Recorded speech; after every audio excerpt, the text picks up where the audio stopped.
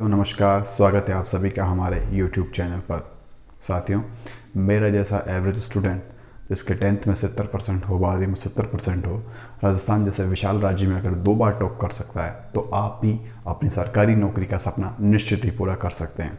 साथियों, हम आपके लिए लेकर आए हैं सामान्य विज्ञान की एक श्रृंखला, जो श्रृंखला जो है काफ़ी सामान्य भाषा में होगी, जो एसएससी की परीक्षा के लिए, आरपीएससी की परीक्षा के लिए, किसी भी स्टेट पीसीएस की परीक्षा के लिए और अधीनस्थ बोर्ड की जो परीक्षा है, अधीनस्थ बोर्ड पेपर, सभी परीक्षाओं के लिए अत्यंत लाभकारी सिद्ध होने वाली है।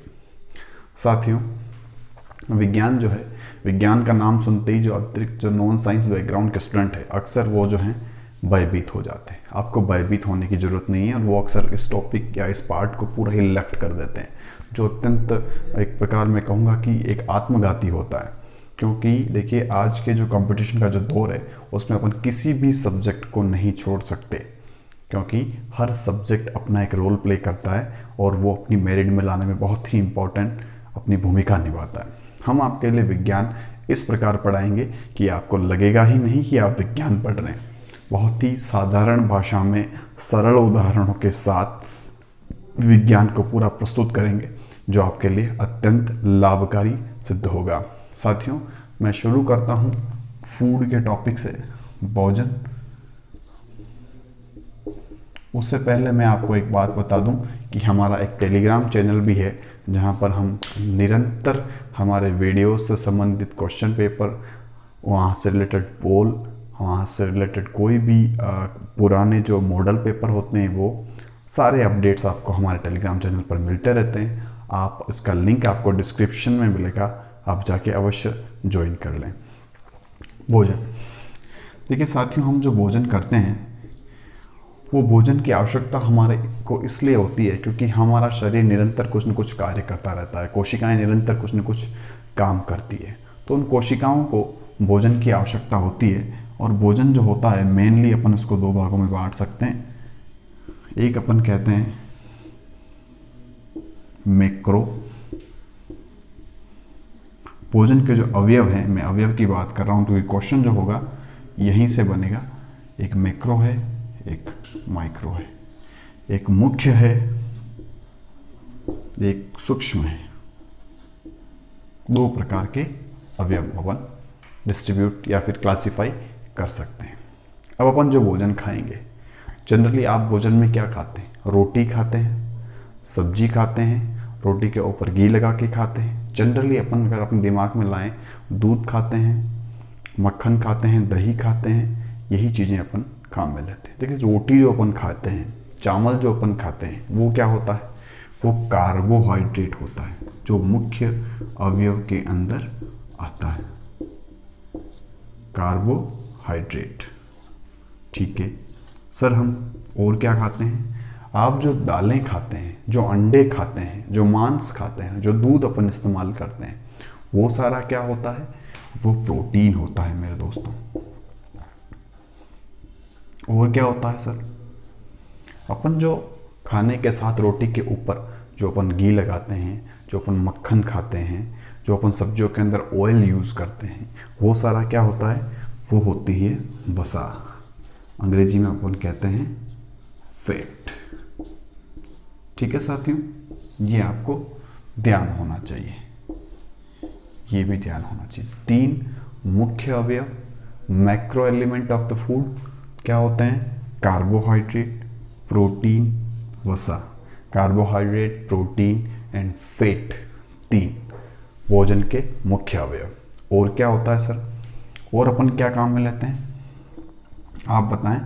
देखिए, आप जो अक्सर काम में लेते हैं, खनिज लवण। अपन पालक खाएंगे, गाजर खाएंगे, कुछ भी चीज़ें, जो भी फ्रूट्स अपन खाते हैं, सब्जियां खाते हैं, उनके अंदर बहुत कम मात्रा में खनिज भी होता है। ठीक है साथियों, और क्या होता है? जल। भोजन का एक इंपॉर्टेंट एलिमेंट जल भी होता है। ठीक है साथियों, और क्या चीज होती है? विटामिन। बहुत ही सूक्ष्म मात्रा में बॉडी को विटामिन की भी ज़रूरत पड़ती है। अब क्वेश्चन ये आता है, ये तो हमने पढ़ लिए भोजन के क्या अवयव होते हैं। मेजरली हमने 6 अवयव देखे, दैट इज कार्बोहाइड्रेट, प्रोटीन, वसा, खनिज, जल और विटामिन। अब जनरली आप इसका फॉर्मूला देखेंगे, इसके अंदर भी कार्बन आएगा। फैट जो होते हैं, एसिड होते हैं, इनके अंदर भी कार्बन आएगा। अमीनो अम्ल जो होते हैं, प्रोटीन जो होते हैं, अमीनो एसिड्स के आपके पॉलीमर होते हैं, इनके अंदर भी कार्बन आएगा। और विटामिन के अंदर भी कार्बन आता है। तो ये जो 2 आपके एलिमेंट हैं, खनिज, लवण और जल, ये जो हैं, एक सेकेंड, ये दोनों जो हैं अकार्बनिक प्रकृति के होते हैं। खनिज, लवण और जल, ये दोनों किस प्रकार के होते हैं? अकार्बनिक प्रकृति, यानी कि ये इनऑर्गेनिक नेचर है। इनके अंदर आपको कार्बन, जल अपन जानते हैं, जल का सूत्र क्या होता है साथियों? H2O। और कोई भी खनिज लवण होगा, जैसे कि आयरन हो गया, कैल्शियम हो गया, मैग्नीशियम हो गया, सोडियम हो गया, तो ये जो हैं ये सारे अपने खनिज लवण हैं। और ये दोनों ही किस प्रकार के हैं? अकार्बनिक प्रकृति के होते हैं। चलिए अपन इसको इरेज कर लेते हैं। आइए अब अपन देखते हैं कि जो प्रोटीन होते हैं, प्रोटीन जो होते हैं वो क्या होते हैं। अपन एक एक को देखेंगे। सबसे पहले अपन बात करेंगे प्रोटीन की। साथियों, जो प्रोटीन होते हैं वो अमीनो एसिड के बहुलक होते हैं। अब आपके दिमाग में आएगी, सर ये बहुलक क्या होता है? देखिए यहाँ पर लिखा हुआ है अमीनो एसिड के बहुलक होते हैं। प्रोटीन जो होते हैं अमीनो एसिड के बहुलक होते हैं। अब बहुलक किसे कहते हैं? देखिए, यानी कि अगर मैं ये एक चेन बना रहा हूँ, ये एक चेन बनाई मैंने, ये तो इसके अंदर ये जो ए यूनिट है, मान लो वो बार बार रिपीट हो रही है, ये ए यूनिट है, बार बार रिपीट हो रही है। ए वाली जो कड़ी है ये बार बार रिपीट हो रही है। यानी कि इस चेन है, इस चेन का अगर मैं नाम बी दे दूँ, पूरी चेन का नाम अगर मैं बी दे दूँ, तो ये किससे मिलकर बनी है? ये ए से मिलकर बनी है। यानी कि इसकी जो एक इकाई है वो क्या है? वो जो ए है। तो इसी प्रकार ऐसे अमीनो एसिड होते हैं, और अमीनो एसिड मिलाकर जो यूनिट बनेगी, वो बहुलक जो बनेगा, वो क्या कहलाएगा? वो प्रोटीन कहलाएगा। यानी कि 2 प्रकार से इसको पूछा जा सकता है। अमीनो एसिड के बहुलक क्या कहलाते हैं? प्रोटीन। यानी कि ये पूरी चेन क्या है? प्रोटीन है। ठीक है, अमीनो एसिड से मिलकर बनी है। या ये पूछ सकते हैं कि जो प्रोटीन है पूरा, उसके अंदर एकलक इकाई कौन सी है? मोनोमर क्या है? तो अमीनो एसिड होते हैं। अपने को इतना ही ध्यान रखना है कि अमीनो एसिड से मिलकर प्रोटीन बना होता है। प्रोटीन जो है अमीनो एसिड का बहुलक होता है, और आपका प्रोटीन के अंदर एकलक इकाई क्या होती है? एमिनो एसिड होती है। जो साइंस के विद्यार्थी हैं वो इसका पूरा डिटेल अर्थ जानते हैं। जो गैर साइंस के विद्यार्थी, उनको 3 लाइनें याद रख लेनी है। आगे पढ़ेंगे। जो हमारी शारीरिक वृद्धि होती है, शारीरिक वृद्धि के लिए प्रोटीन अत्यंत ही आवश्यक होते हैं, या अपन कहते हैं ये शरीर के बिल्डिंग ब्लॉक होते हैं। ठीक है साथियों, यानी कि जो शरीर के जो संरचनात्मक घटक होते हैं, वो प्रोटीन होते हैं। और जो आपने अक्सर देखा होगा, जो जिम वगैरह करने जो जाते हैं लोग, अक्सर वो क्या करते हैं? अपने साथ प्रोटीन शेक लेके जाते हैं। ऐसा क्यों? क्योंकि आपने की बॉडी जो मसल्स जो है, मसल जो बिल्डिंग जो काम जो करता है, मसल बिल्डिंग का काम वो प्रोटीन करता है। इसीलिए जो भी अगर कोई जिम जाता है तो उसको जो ट्रेनर होता है वो कहता है कि आप प्रोटीन ज़्यादा क्वांटिटी में लीजिए, क्योंकि इससे आपकी बॉडी की मसल्स जो होगी वो अच्छी डेवलप होगी। ओके साथियों, अच्छा, मानव शरीर में कितने अमीनो एसिड्स पाए जाते हैं? तो साधारणतः अपन ये कहते हैं कि मानव शरीर में 20 प्रकार के अमीनो एसिड होते हैं, जिसमें से कुछ ऐसे होते हैं जो आवश्यक होते हैं और कुछ ऐसे होते हैं जो अनावश्यक होते हैं। अच्छा, आवश्यक अनावश्यक क्यों कह रहे हैं अपन? देखिए, जो आवश्यक है वो आपको बाहर से लेने पड़ेंगे, जो बाहर से कहीं बन रहे होंगे, यानी कि बॉडी खुद नहीं बना रही है, बाहर से बन रहे हैं, और उनको आपको बाहर से इनटेक करना पड़ेगा। ऐसे कितने होते हैं? तो ऐसे 8 होते हैं। फिर अनावश्यक क्या होते हैं? जो बाहर से लेने की ज़रूरत नहीं है, आपकी बॉडी अंदर ही उनका निर्माण कर देगी। इनकी संख्या कितनी होती है? 12 होती है।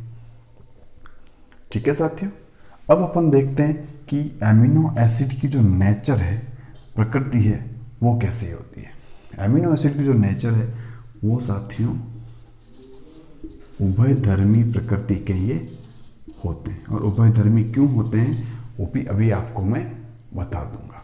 ठीक है साथियों, अब इसके जो आवश्यक हैं 8, उनके 2-3 उदाहरण हैं आपको याद रखने, जैसे कि लाइसिन हो गया, मिथ्योनिन हो गया आपका, ऐसा आप याद रख सकते हैं। मिथ्योनिन हो गया आपका, टायरोसिन हो गया, ट्रिप्टोफैन हो गया, टायरोसिन नहीं ट्रिप्टोफैन, ये 3 इसके हैं। इसी तरह इसके आपके टायरोसिन हो गया, ग्लाइसिन हो गया, ग्लूटामेट हो गया। तो ये LMT करके अपन याद रख सकते हैं कि LMT आवश्यक में है और TGG जो है वो अनावश्यक में है। इसके अलावा और भी होते हैं, जैसे कि आपकी NCERT में लिखा है आर्जिनिन और हिस्टीडीन। ये इम्पोर्टेंट ज़्यादा है, बशर्ते इन दोनों की तुलना में ये ज़्यादा इम्पोर्टेंट है। ये अर्ध आवश्यक एमिनो एसिड हैं, याद रख लीजिएगा, प्रश्न कई बार आ चुका है कि अर्ध आवश्यक एमिनो एसिड कौन से होते हैं, तो ये होते हैं। अब अपन बात कर रहे थे इनकी जो नेचर होती है वो कैसी होती है? उभयधर्मी होती है। इनका जनरल अपन फॉर्मूला अगर देखेंगे तो आपको बीच में कार्बन मिलेगा, इसके इस तरफ एक एसिड मिलेगा, इसके इस तरफ आपको NH2 एमिनो अम्ल एसिड ग्रुप मिलेगा और इसके इस तरफ OH ग्रुप मिलेगा और इसके यहाँ पर एल्किल समूह पाया जाएगा। यानी कि जो आपके प्रोटीन के अंदर एमिनो एसिड की ये संरचना है, प्रोटीन या एमिनो एसिड के अंदर जो कार्बन होता है वो कीरेल कार्बन होता है। अब कीरेल कार्बन क्या होता है? ऐसा कार्बन जिससे जुड़े हुए चारों एलिमेंट अलग अलग हों, उसको अपन कीरेल कार्बन कहते हैं। साथियों इसको इरेज कर देते हैं। साथियों अभी हमने देखा कि प्रोटीन के अंदर जो एकलक है एमिनो एसिड, उसकी स्ट्रक्चर कैसी होती है। तो एक बार मैं फिर से यहाँ पर बना देता हूँ। COOH होता है, इधर NH2 होता है, इधर OH होता है और इधर R होता है। देखिए एक बार एक क्वेश्चन आया था कि प्रोटीन के अंदर निम्न में से क्या नहीं पाया जाता। पहला ऑप्शन था कार्बन, दूसरा ऑप्शन था ऑक्सीजन, तीसरा ऑप्शन जो था आपका नाइट्रोजन और चौथा ऑप्शन था क्लोरीन। तो सिंपल सा है कि ये तीनों तो मिलते हैं, ये नहीं मिलता है। लेकिन आपको याद रखना है कि CHON हर प्रोटीन में मिलेगा। CHON that is carbon, hydrogen, oxygen, nitrogen, सभी प्रकार की प्रोटीन में मिलता है। सल्फर और फास्फोरस हो सकते हैं किसी में हो, जैसे कि सल्फर युक्त जो आपके होते हैं वो कौन कौन से होते हैं आपको याद रखना है। CM that is cysteine and methionine. अभी हमने मिथ्योनिन पहले भी पढ़ा है, कहाँ पे पढ़ा है? LMT जो आया था उसमें M क्या था? मिथ्योनिन। यानी कि जो आवश्यक एमिनो एसिड है वहाँ पर ये आया था। तो सर S युक्त आपका एमिनो एसिड ये हो गया। एक टर्म आती है प्यूट्रीफैक्शन। क्या होता है? तो सूक्ष्म जीवों द्वारा जो प्रोटीन का अपघटन किया जाता है उसको अपन प्यूट्रीफैक्शन कहते हैं। प्रोटीन के बारे में आप ये भी याद रख सकते हैं कि ये शरीर की जब चोट लगती है उस समय मरम्मत करता है, घाव भरने में सहायक होता है, बहुत इंपॉर्टेंट रोल प्ले करता है। ये होने के बाद अपन आगे जो वीडियो आएगा उसके अंदर देखेंगे कि प्रोटीन से होने वाले रोग कौन से हैं और उससे रिलेटेड और भी कोई टर्म्स होगी उनको अपन देखेंगे। ऐसे ही वीडियो देखने के लिए हमारे चैनल को शेयर करें, सब्सक्राइब करें। धन्यवाद।